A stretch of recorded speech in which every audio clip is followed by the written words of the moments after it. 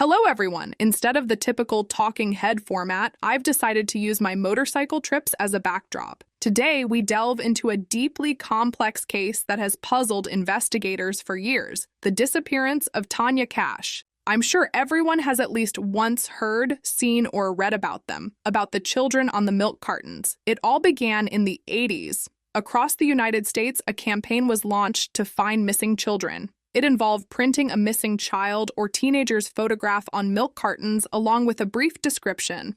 These ads continued until the 2000s when the internet had developed sufficiently and announcements began to be successfully posted online. Additionally, cardboard milk cartons disappeared from shelves, replaced by plastic gallons. The first missing child to be printed on a milk carton was 6-year-old Etan Patz. He disappeared on May 25, 1979, on his way home in the Soho area of Lower Manhattan. It's presumed that he was abducted and killed by Jose Ramos, but the boy's body was never found. In 1983, President Ronald Reagan declared May 25th, the anniversary of Etan's disappearance, as National Missing Children's Day in the United States. But this is just the backstory. In this episode, we'll discuss the case of another child from a milk carton. I chose her because her story is different, distinct from most, and leaves no one indifferent. Some will empathize, others will exclaim, "She brought it upon herself." Let me tell you her story, and afterwards, you can decide how you feel about what happened. Pittsburgh, Pennsylvania, USA. That's where, on October 14th, 1981, a blonde girl with big blue eyes was born to Jerry and Sherry Cach. They named her Tanya. Tanya's parents had known each other since school, were friends during and after school, and later, their relationship turned romantic. The couple married, and 2 years later, Tanya was born. Jerry was offered a job at a slaughterhouse in a nearby town, and the young family moved to Monongahela, located about 40 kilometers from Pittsburgh. This small town had a population of 10,000 people. There, the family did fairly well, considering both parents came from troubled backgrounds. The father worked as a butcher, while the mother waited tables at McDonald's. They spent a lot of time together, walking, visiting parks, shopping, traveling across the country. Sherry loved dressing Tanya up like a doll. Indeed, Tanya had a doll-like face, an adorable girl. In elementary school, she excelled academically, was a scout, and attended Bible studies. That's when everything began to change. The perfect world Tanya knew was crumbling. Her parents constantly argued, sometimes escalating to fights that could start with either Jerry or Sherry. The disputes happened in front of Tanya, and often she too would get caught in the middle. Also, Jerry fell ill with pneumonia, which kept him out of work for a long time and led him to prescription drug dependency. He started to be home less frequently. Sherry was diagnosed with some mental disorders, unspecified but definitely present. She would lose concentration and connection with reality, might talk to herself, or laugh without reason. Once, according to Tanya's recollection, her mother attempted arson, but it was contained. Also, Jerry recalled witnessing his wife throwing a knife at Tanya when she refused to eat. He also discovered that Sherry often left their daughter alone at home, went on dates, and not just dates. She met men for money. This went on for several years, but Jerry eventually recovered from his illness, found steady work again, and overcame his drug dependency. Another incident changed everything. Sherry was not herself, attacked her daughter, and Jerry called the cops. The woman was arrested and a divorce ensued. Full custody of Tanya was awarded to Jerry. Tanya was 13 when her father began dating John McVeigh, who he met at a dinner party through mutual friends, also from Pennsylvania. John, with his young son, lived about 30 minutes away from where Jerry and Tanya lived. The couple quickly got serious, and in August 1995, they decided to move to McKeesport. Tanya was not thrilled about this. She didn't want to leave Monongahela. Her relatives, her mother, with whom she still communicated, her friends, her favorite school, all were there. She considered it her home, and now she had to leave. A bit more about the city of McKeesport, where Joanne lived. At that time, the city had a bad reputation, being very unsafe with high levels of poverty, unemployment, robberies, and other crimes. Often people had dependencies, criminal records, and a propensity for violence. Let's just say, neither the citizens in general nor the students of McKeesport Middle School could be called kind-hearted. Tanya experienced this immediately at the start of classes at Cornell School. New students were rare, and Tanya drew attention to herself. Unfortunately, not in a positive way. She was bullied, teased, or simply ignored. The same was true at home. In her new family, she found no place for herself. Joanne, her son, and Jerry seemed to have excluded the girl. They often didn't even take her out for walks or to cafes on weekends. The issue was that Tanya was a teenager. She and her character are unbearable. Her father explained his distancing. In any case, Tanya soon began to distance herself as well. She became secretive and didn't even talk about problems at school at home. Even when a fight broke out, several girls teased and called Tanya names during the break, and she hit one of them. Jerry was called to the school, and afterward, he punished Tanya, not even wanting to hear her side of the story. That's when Tanya began to run away from home. It was a common practice for children of the 90s in the US, growing up in troubled families. Often children just sought attention and returned. With Tanya, it was the same. She hitchhiked to her hometown, which was just a 30-minute trip, and upon arrival, she would knock on her mother's, aunt's, or grandmother's door. But there were times when Tanya simply roamed the town. A day could pass like this.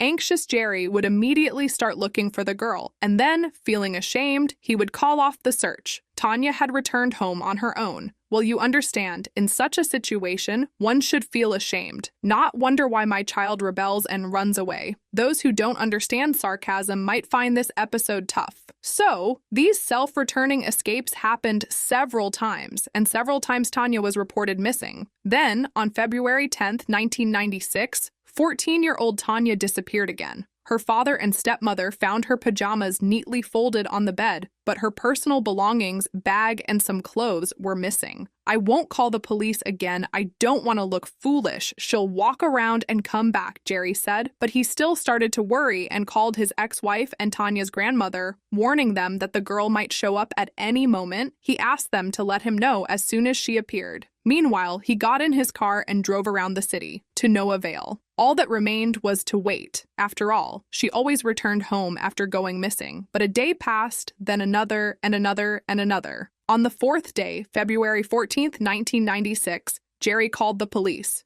He was genuinely worried now, feeling this was not just another runaway. Reluctantly, and one might even say indifferently, the officer took the report, and Tanya was declared missing. Relatives tried to figure out where she might be. Nothing was found in Tanya's room, but then again, they hadn't really looked there. But then, in her grandmother's house, a note was found, left by Tanya by the phone. It was a small piece of paper with Tanya's handwriting, just a phone number written on it. Clearly, she had called it, but forgotten to take the note with her. The grandmother dialed the number and heard a woman's voice. It belonged to Judy Sokol. The woman said yes. She knew Tanya, but did not know where the girl was. If she could help in any way, let the police contact her. And so it happened. When the police reached Judy's house, she told them that her home was sort of a haven for unwanted children, something like a help center for runaway teens and children having problems with their parents, problems at home. She was always happy to help, to provide shelter, to let them stay overnight, to feed them, give them some clothes and money before the teen runaways continued on their journey. Frankly, this sounds a bit dubious. Imagine a man in her place, and it all paints a grim picture. When asked when Judy last saw Tanya, she replied that it was in December, when the girl was hiding with her during one of her runaway episodes. At that time, Judy talked with Tanya, who expressed how much she missed her home, her grandmother, her mother. The woman then gave her an old jacket and money for the bus and handed her a piece of paper and a pen saying, "Write down my number and be sure to call me when you get to your grandmother's." And yes, everything matches up. That note was indeed found in the grandmother's house. It turns out that Judy is a kind aunt, a savior of orphans. Not so fast. But the police simply had nothing to go on. Days went by, and it had been a week since Tanya disappeared. Jerry and Joanne continued driving around the city, handing out flyers and surveying residents. On yet another fruitless day, Jerry returned home and went up to his daughter's room. There must be clues here, he thought, and sure enough, in the pocket of Tanya's cardigan, he felt another note. As the story unfolds, you'll have many questions. For example, how was the note not found earlier? Well, they really hadn't been searching for Tanya with much enthusiasm before. So, the note, it was no longer written in the girl's handwriting. Kevin Churchfield was a neighbor of the Cach family, and Tanya worked as a babysitter for his kids. It was his hand that wrote that note. We don't know the original, but sources claim the note was of dubious content, something like an offer for intimate services. Tanya, you're wonderful with my kids. Don't you want to babysit me too? I'll pay. I imagine it said something along those lines. And it also turned out that Jerry and Joanne had long disapproved of the girl babysitting for the neighbor because an incident had occurred once. Tanya declined dinner, saying she'd already snacked at a cafe with Kevin. Her father asked, "Did he take the kids and you out for ice cream?" "No," Tanya replied. "It was just the two of us." Can you guess what the father did when he heard that? He advised her not to do that. And that's it. I don't quite get it. Some old geezer is taking your 14-year-old daughter to cafes alone, like a date, and you don't do anything? Well, I don't know. Maybe go discuss it with him. Threaten to call the police. Forbid your daughter from babysitting for him. Yeah, you probably could have done something instead of being surprised by these disgusting notes later. But let's move on, because that's just the tip of the iceberg. And now hold on to your seats or whatever you're sitting on. Jerry came to the police station with a note saying, "I think this man, Kevin Churchfield, may be involved in my daughter's disappearance." The officers responded, "Ah, yes, about your 14-year-old Tanya." A few weeks before Jerry came to the police station with a note saying, "I think this man, Kevin Churchfield, may be involved in my daughter's disappearance." The police officers responded, "Ah, yes, that's correct. A few weeks before she went missing, your 14-year-old daughter came to the police station. She filed a complaint against Mr. Churchfield, accusing him of indecent acts. We didn't inform you about that? Okay. The complaint stated that recently, when Tanya babysat at Churchfield's house, this man coerced her into unacceptable behavior. So she was repeatedly subjected to actions that caused her severe moral harm." You might be wondering, though the police didn't notify the parents about the complaint or Tanya's disappearance, they must have gone to the suspect's house, right? No. Imagine that. It was just another hectic day for the overburdened police. You probably missed it. It's interesting to think if the father hadn't found that note in his cardigan pocket, would the police have bothered to visit Churchfield at all? But the note was discovered, and now they are on their way to his house. Churchfield is now the main suspect because around the time Tanya vanished, the first hearing of her complaint was supposed to happen. But since the girl didn't show up in court, they just closed the case. Now he's been arrested. After an interrogation where he denied everything, they attempted a polygraph test, which they couldn't complete. Churchfield panicked so severely that his responses to key questions were unreadable. Ultimately, he admitted to engaging in inappropriate and immoral actions towards Tanya. What kind? You can guess. If I go into details, YouTube would strip my monetization, but he doesn't know where the girl is now, and he has no involvement or knowledge about it. In the end, they just let him go. And I won't keep you in suspense. I'll tell you straight away, this rotten guy had nothing to do with Tanya's disappearance. Yes, he's a despicable person committing acts so vile that YouTube would instantly slap an 18+ label on any video discussing them. And this man hasn't been penalized, but he truly didn't know where Tanya was, and he probably even got upset because I'm sure he would have continued to target her. During this time, Tanya's parents decided to search her room again, this time thoroughly. I wonder what stopped them from thoroughly searching their missing child's room immediately, and why didn't the cops do a thorough search either? Yes, it sounds like I'm nitpicking them, but in the end, you'll understand why I'm so negatively disposed. So, a new search of Tanya's room. And bingo, her personal diary was found under the bed, a cute little locked notebook. It contained similarly cute writings of a 14-year-old girl. Decorated with stickers were her personal thoughts, song lyrics, poems, quotes, and Tanya's reflective entries. She also wrote about her feelings and other teenagers. Or not teenagers. The most recent entries repeatedly mentioned the name Tom. Tom, again and again. Tanya clearly had feelings for this boy. She wrote about how cute he was, how they made eye contact during recess, his jokes, etc. The parents also noticed the name Judy Sokal, the very woman who rescues runaways. It turned out Tanya and Tom were planning to go to her. Why? Maybe the teens decided to run away together, and this woman was harboring them. Something like that.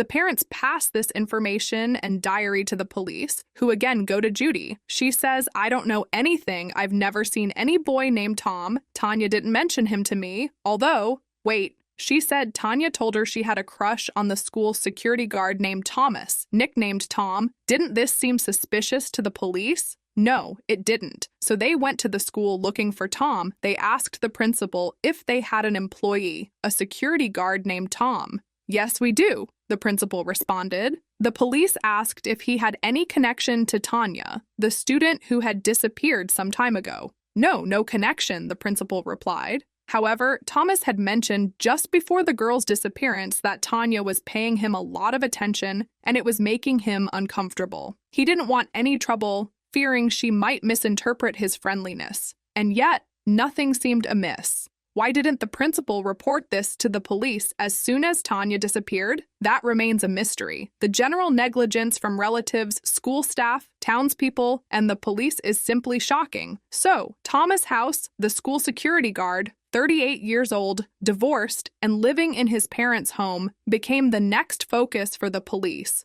Tom answered the door but didn't let them in. He was friendly and calm. He confirmed everything. Yes, student Tanya Cach had shown interest in him, sought him out during breaks, and even sent him love notes. He had immediately reported all this to the principal to prevent any issues. Towards the end of the conversation, the police asked if he would kindly allow them to search his home. Tom replied, "Unfortunately, his parents were asleep and it wouldn't be appropriate to disturb them. Maybe another time." "Okay," said the police.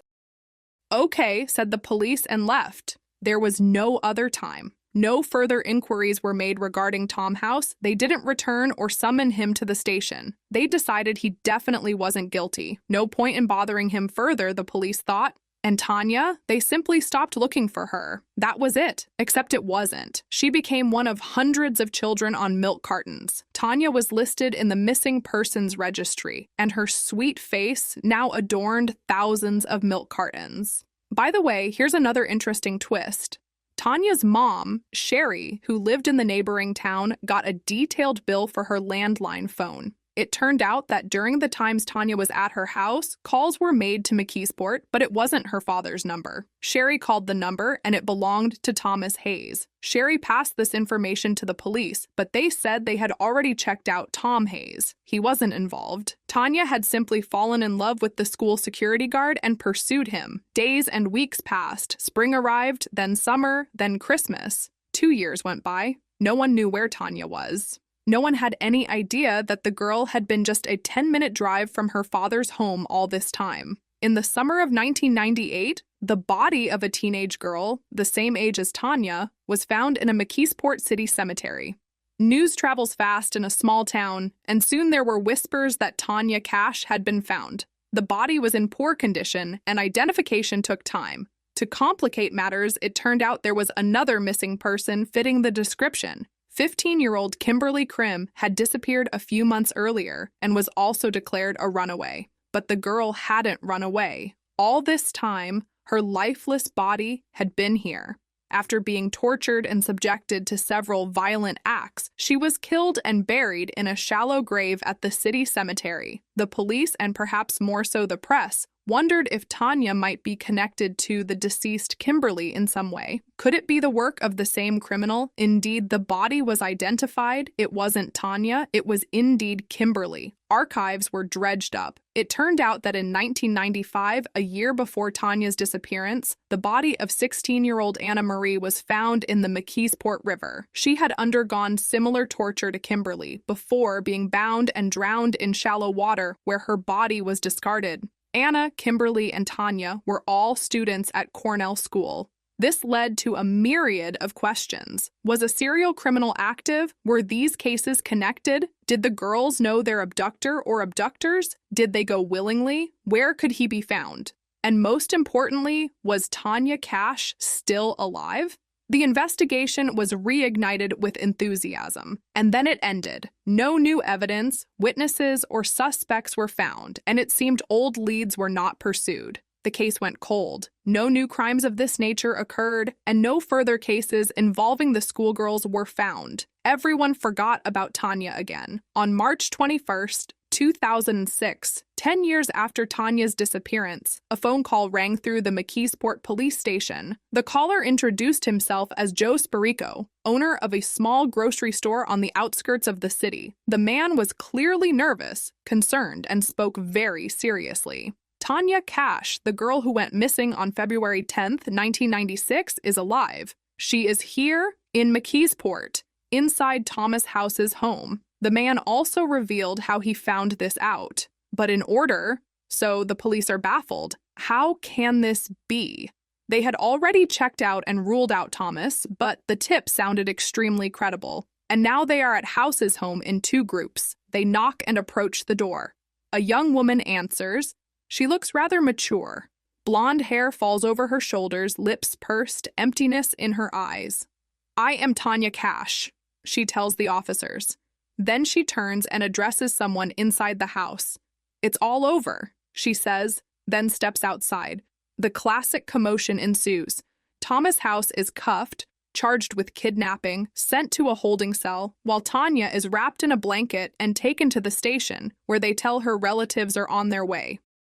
Tanya is reunited with her dad, family, after years of painful separation and all that. But the question arose, Tanya, how were you kidnapped? What happened to you all this time, and how did you escape? So Tanya first met Tom, or rather, school security guard Tom, when she hid under the basement stairwell during recess. The guard noticed the sad girl and decided to cheer her up. They exchanged a few words. Tom cracked a joke, and that was it. A couple days later, the guard accidentally ran into the lonely Tanya again. They chatted, and Tom said he knew how sad she must be, since she had just moved and was now living far from her mom. Tanya asked surprisingly how he knew all this about her. He smirked and said he knows everything about everyone here. It's his job. In reality, he had learned Tanya's name and gone to the school secretary, asking for her personal file. The lady secretary shared the student's private information without question, though she would somehow forget to share it with police when they were looking for Tanya later. Tom House began weaving his web around Tanya, learning more and more details of her life. He manipulated her.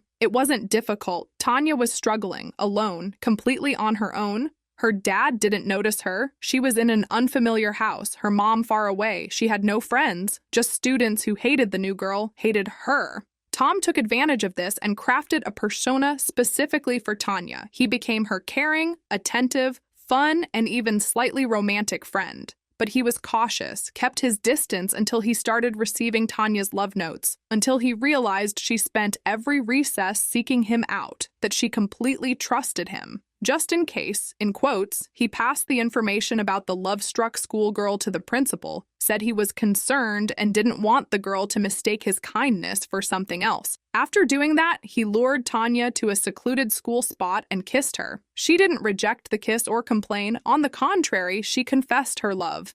He certainly came up with a clever scheme, a trap that closed shut. It worked in his favor that Tanya had run away from home and gone back to her hometown several times before. So Tom asked his friend Judy to put on a little act. He would get the girl into a state where she wanted to run away again, but beforehand, he'd give her Judy's address as someone who helps runaway teens. It worked. Tanya did run away again. She went to Judy's place like I said, gave her a jacket, bus money to get to her grandmother's, and a note with her phone number. The girl was found and brought back home. And now it's early February. Tom tightened his grip more and more.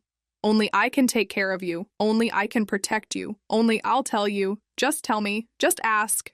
Over and over, he repeated it. And Tanya asked. She begged Tom to come up with something. She wanted to escape her indifferent father, the house that wasn't hers, the school she hated. Tom promised to help, and they started making a plan. The girl was supposed to run away on February 10th and hide out at Judy's house. Then he'd figure something out, and that's what happened. Tanya stayed at Judy's for a whole month, during which Tom came by every day, turning Tanya against her family, telling her they didn't want to find her. They didn't even start looking for a week. They're glad you're gone. Even your mom and grandma didn't come looking for you. You're not wanted by them. Just think how much they'll hate you if you go back now. Later, Tom said Judy couldn't keep hosting her anymore, but she could stay with him until things calmed down. The end.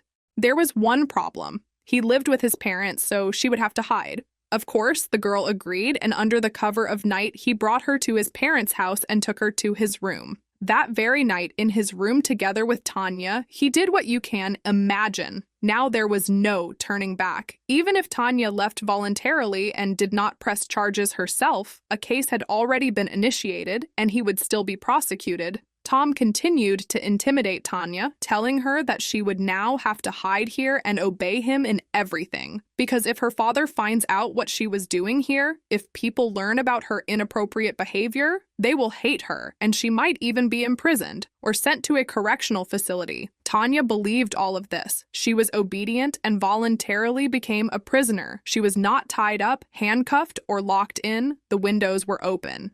She could have left, but didn't. Tanya never left the room at all. She could only use the bathroom at night. During the day, she had to go in a bucket. She could only wash up and brush her teeth from a bottle. During the day, she couldn't make noise, only lie in bed and read. But that was better than what happened at night. Tom hung a calendar in the room and bought colored markers. Each color indicated what he would do to Tanya that day, and there were some colors she hated most of all. The end, those colors were the most painful and humiliating. The entire calendar was multicolored every month. Tom rarely left days blank.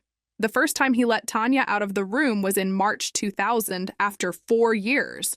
No, she had gone out before when Tom's parents were away or at night when they were asleep, but it was always time-limited and under heavy pressure from Tom. Now, though, he said Tanya no longer existed. Or rather, she sort of did if they found her at 18 years old already. Problems could be avoided. She'd just say she had returned to town and was staying with a friend. What a schemer, right? In any case, to avoid risk, Tom came up with a new name for her, Nikki Diane Allen. He introduced Tanya to his parents under this name, and now she officially lived with them, seemingly free. But it wasn't true. Tom still didn't allow her to leave the house without permission. Essentially, she could now move freely only within the house, yard, and visit the nearby JJ Daily Mart owned by John Sparica and his family. They got to know their regular but shy customer. Tanya spent more and more time at the store until the owners offered her a part-time stockroom assistant job. Tanya was thrilled and told Tom, who tensed up,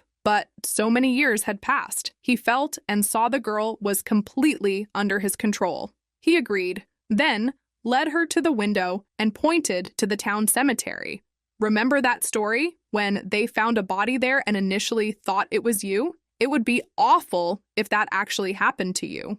Only now did Tanya wonder if Tom was somehow involved in that. It truly scared her, and she remained silent. Meanwhile, the Sparica family, Joy, his wife and daughter, who owned the store, were very kind to Tanya. They had no idea she had gone missing 10 years earlier, having moved to McKeesport long after those events. Tanya started working at JJ's. She was 23 years old, while Tom was already 45. One time, the Sparicas were asking her about her life, and, learning Tom's age, started asking even more questions about how they lived, how long they'd been together, and how they found each other with such an age gap.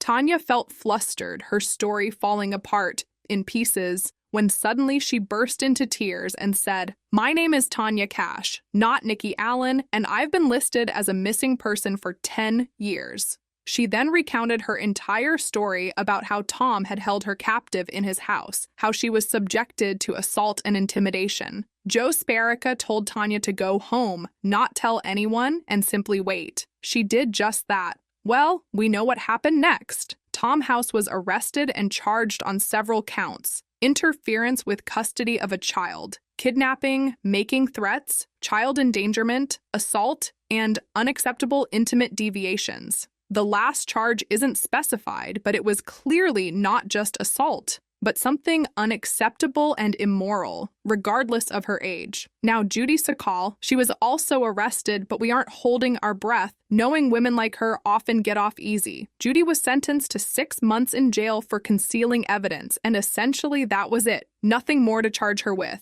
Tanya came to her voluntarily, stayed with her willingly, and then left voluntarily too. When police asked if she knew Tanya had been at Tom House's home that whole time, Judy said she had no idea. She also said she asked Tom where Tanya was later, and he told her she had left, so Judy believed him.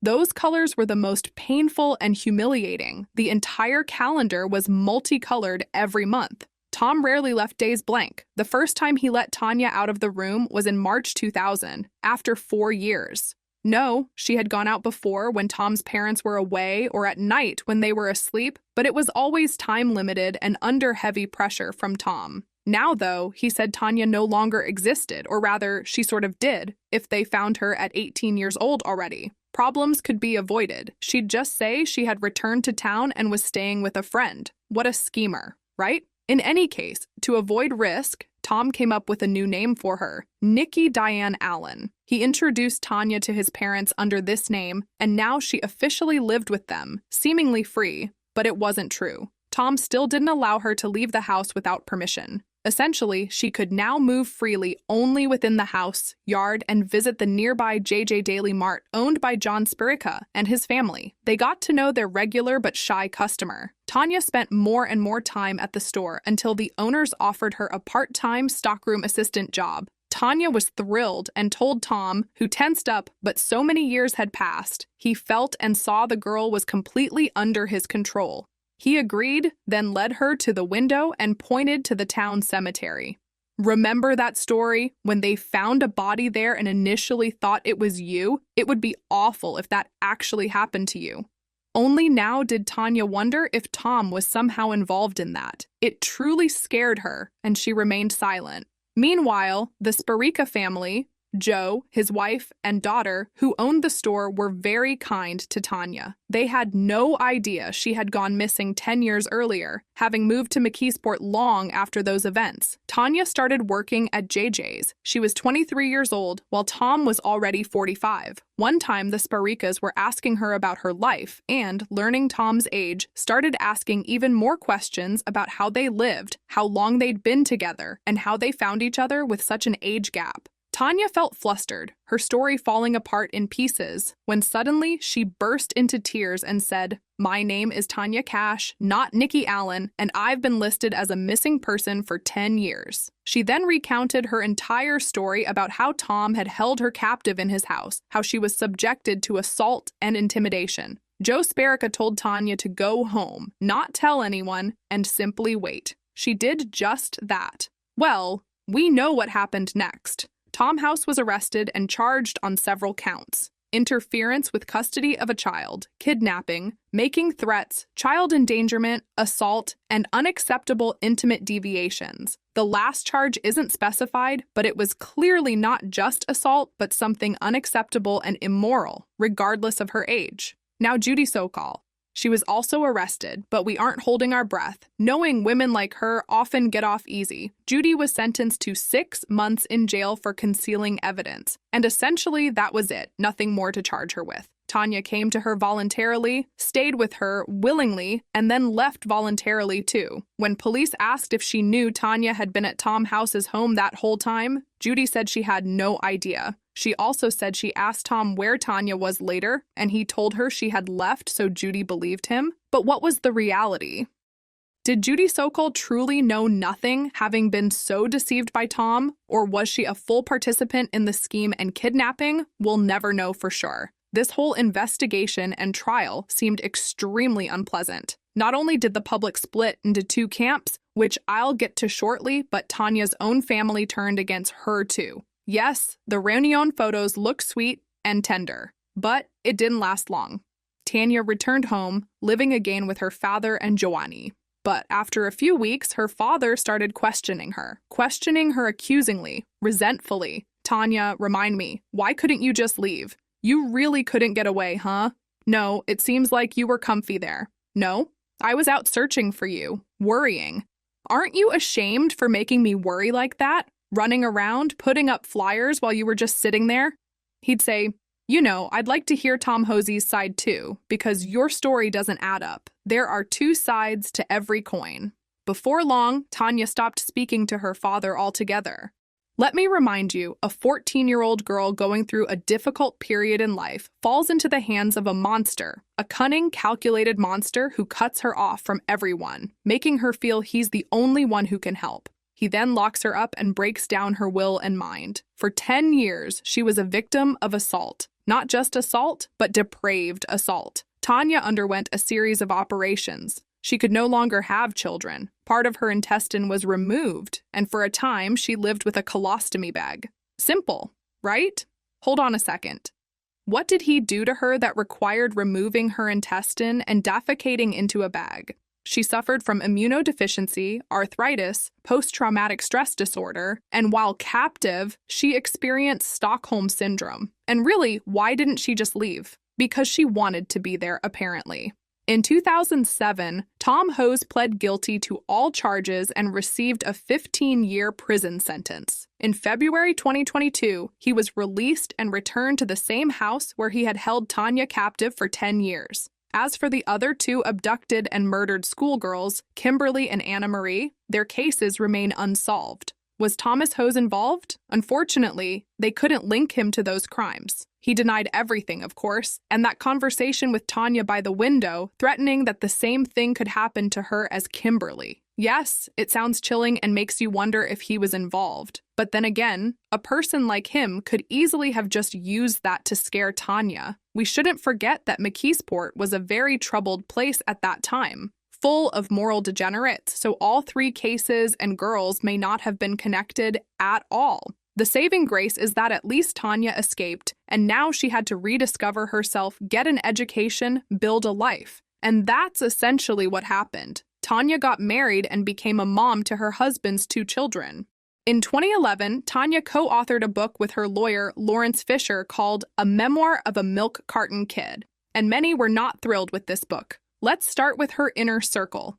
Tanya's father, Jerry, and stepmother, Joanne, were so displeased they even sued Tanya for defamation. They lost the case. What upset them so much? A few excerpts where Tanya wrote, "If my father had paid attention to me, if he had been concerned about my condition, acted like a real father should, this never would have happened to me, but he just didn't care." Tanya also spoke a lot about how the investigation was mishandled, how negligent the police and school were. She filed several lawsuits and even got the entire school board fired that was there when she disappeared. And for those wanting to say she brought it on herself and is now just looking to blame others, let me remind you Tanya was a 14-year-old lonely schoolgirl. She was bullied and her parents were indifferent. As for the school board, they knew about Tom Hose, but they didn't rush to report this information to the police. Judy Sokol also knew about Tom Hose but chose to stay silent as well. Even Tanya's parents knew about Tom Hose from her diary entries but did nothing. Such a glaring clue, their daughter writing in her diary that she wants to run away with some guy named Tom. Shouldn't a normal parent have taken action? Started watching his house, looking through the windows, even trespassing on his property regardless of consequences? What nonsense. Here's what some said about Tanya. A Stephanie Cram wrote, "This woman does nothing but whine and blame everyone but herself. She ran away from home of her own free will. At 14, she should have known better."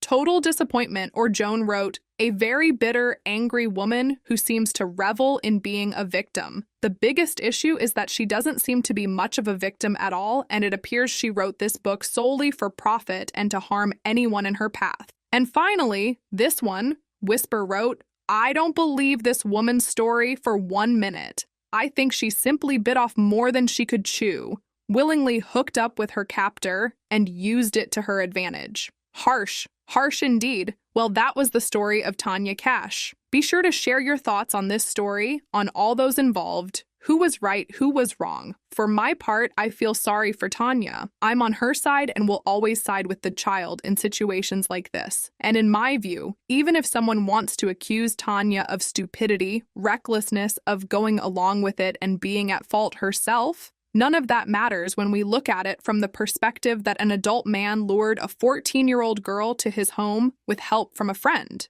His elderly parents, I think, knew everything but covered for him. And the police, school, and Tanya's own parents failed miserably at their duties. Tanya Cach may have been a good kid, a difficult kid, a rebel, someone who grew up too fast, but what happened to her is horrific and should not occur in a civilized society. And to victim blame is despicable. Thanks for watching. Don't forget to like this video and subscribe to my channel. See you next time.